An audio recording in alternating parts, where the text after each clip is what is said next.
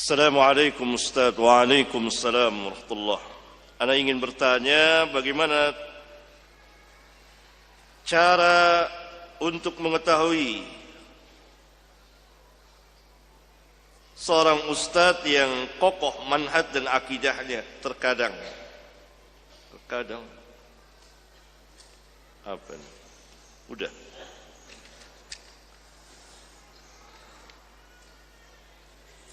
Sekarang ini di pengajian-pengajian seperti ini agak sulit, kalau tidak mau dikatakan sangat sulit. Beda dengan pengajian di tahun 80-an. Beda. Bisa tahu. Kenapa? Karena yang menjadi asas dakwah saat itu manhaj dan akidah. Itu makanan keseharian setiap hari. Sehingga dengan izin Allah masuk dan secara mujmal, secara garis besar,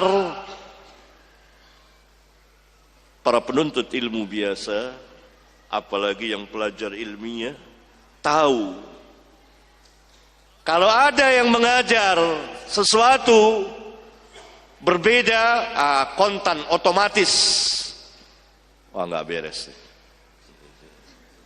Tapi dia tidak bisa menyatakan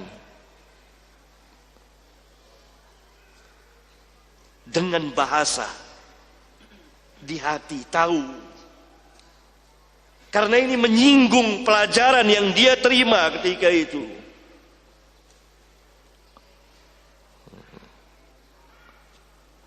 Dan pelajaran begitu ilmu.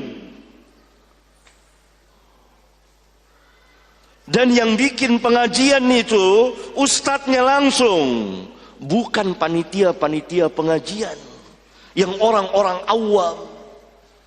Ada mantan ini, ada mantan itu, langsung bikin jadi panitia pengajian, lebih alim dari ustadznya. Ntar pengajiannya ini bahasnya tidak ada manhaj dan akidah, atau berkurang, kalau tidak mau dikatakan berkurang jauh. Karena itu kesulitan seperti ini. Dulu enggak sulit para pelajar itu, karena setiap hari dicekoki. Tahu dicekoki enggak? Manhaj dan akidah yang memang menjadi asas. Tidak berarti pelajaran lain tidak. Belajar toharah, salat, ila akhirih. Tapi asas manhaj dan akidah yang benar.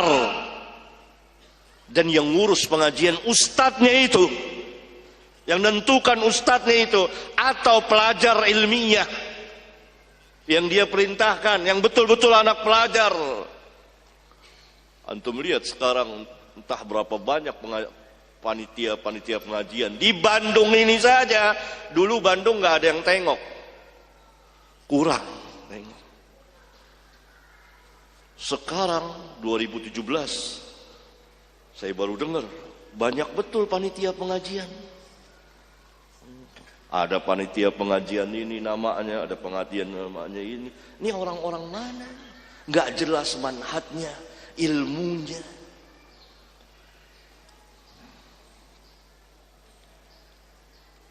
Pergeseran. Bukan seperti itu dakwah.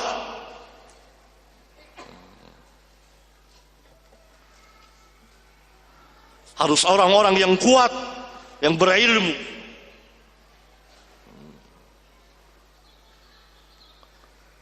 Begitu. Tentu penanya nggak bakal tahu.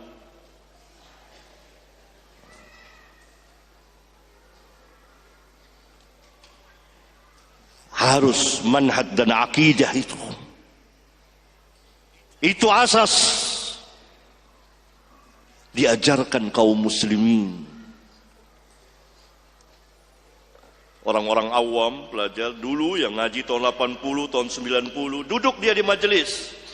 Dia secara ungkapan bahasa nggak ngerti, tapi kalau ada oh menyimpang ini, tahu dia. Oh nggak beres, nggak beres nih. Wah ini ngajak-ngajak demo nih, nggak beres ini ngomongnya. Wah ini udah ngelantur nih. Tapi secara ini dia ada kontak otomatis karena manhaj membentuk dirinya itu. Bagaimana tidak setiap hari diajarkan manhaj dan akidah. Tahu firqah-firqah sesat, tahu. Itu yang awamnya. Bagaimana dengan yang pelajar ilmiahnya?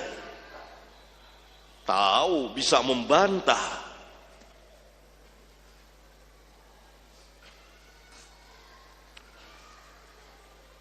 Tapi sekarang biasa, karena tidak tahu. Ya pantas tidak tahu, tanya kepada ahli ilmu.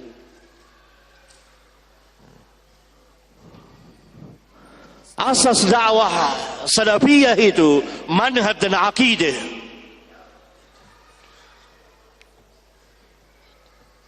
Jangan ada orang mengatakan, wah kalau manhaj tauhid kan nggak belajaran yang lain. Ini orang baper. Belajar mas. Belajar semua belajar, ada pelajar ilmiah, tapi ini asas nggak boleh ditinggalkan.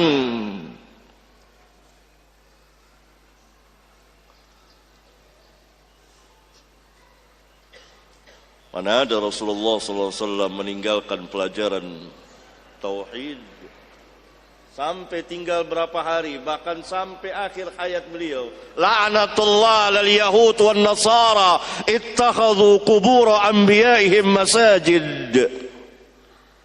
La'natullah atas Yahudi dan Nasara yang telah menjadikan kubur nabi-nabi mereka sebagai masjid.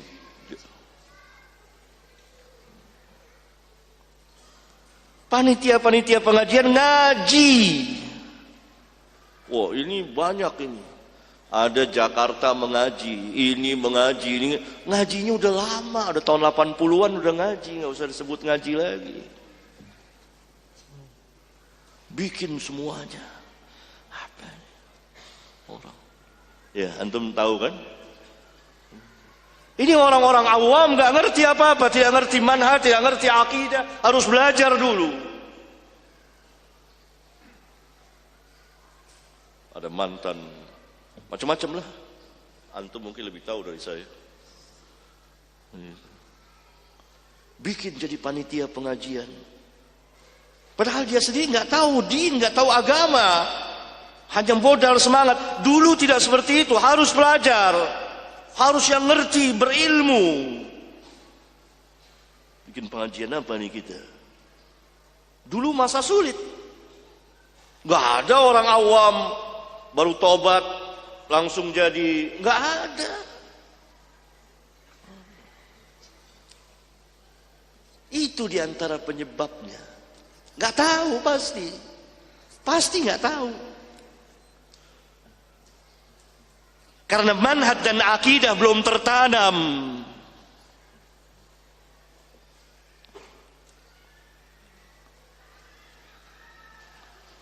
Dan dulu jadi ustadz nggak mudah. Gak gampang, harus betul-betul. Alangkah banyaknya sekarang yang diustadkan. Baru ngaji sebentar, tahu-tahu di kejauhan sudah dipanggil ustad. Nah karena panitianya juga orang awam, ya dipanggil juga. Bertemulah kejahilan dengan kejahilan. Dan ini tidak benar. Karena itu kesian nanti yang baru ngaji, nggak tahu dia tentang manhaj dan akidah, nggak tahu. Dan dia bisa duduk di mana saja. Karena itu ketika tampil sebagian duat yang mengatasnamakan sunnah terpengaruh, atau orang-orang yang pinter ngomong dari kaum Jahmiyah terpengaruh. atau nanti masuk manhaj madhab, boleh-boleh saja.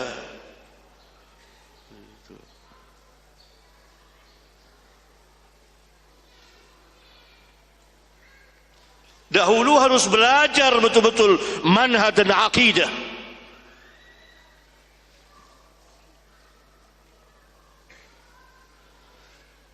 Syekhul Islam Ibn Taimiyah oleh Allah Ta'ala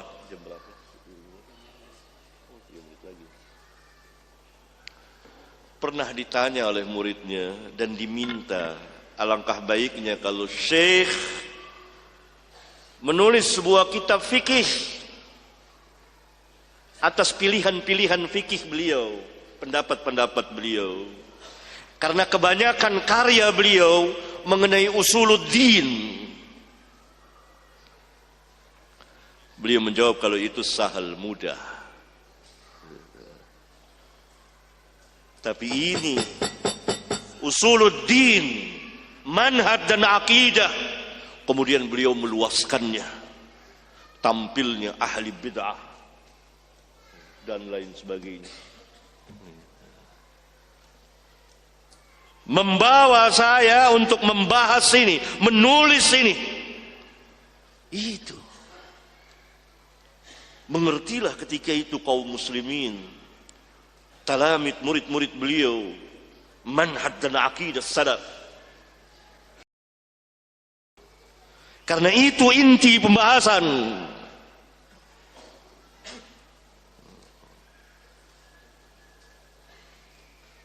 Begitulah. Saya menasihati sebagian panitia-panitia pengajian, mengaji, belajar untuk diri antum. Qu anfusakum wa ahlikum nar. Allah tidak perintahkan antum untuk ngatur-ngatur pengajian. Tapi sebagian manusia ntar nuduh saya ngatur-ngatur pengajian. Ini baper yang kedua. Sampai di sini. Karena saya ada pengalaman sedikit tentang ini. Sehingga saya ada di dalamnya dan saya tahu persis dakwah itu, insyaallah taala.